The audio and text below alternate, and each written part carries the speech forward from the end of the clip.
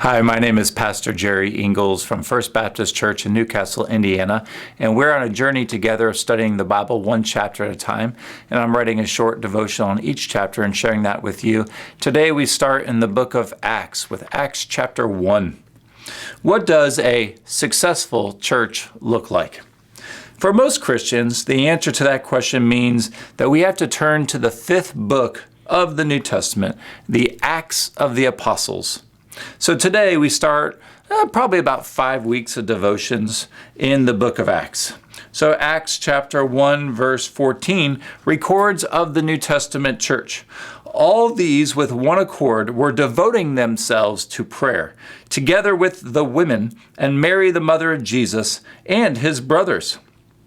So here is a mark of the early church from the book of Acts. This is what success looked like for them.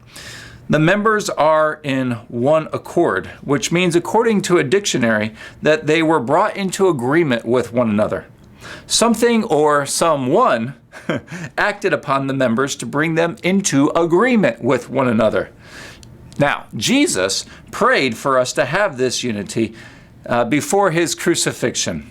He prayed for this one accord in John chapter 17, that we would be one with each other as Jesus is one with the Father. Check out that prayer in John chapter 17.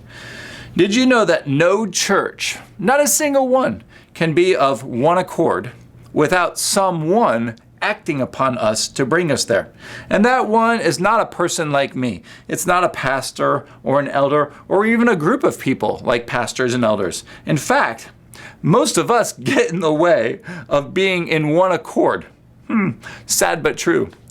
Because, so many people in the church demand that their ways are God's ways, and they demand that their thoughts are God's thoughts. It's like if we say it's God's will, then it must be so.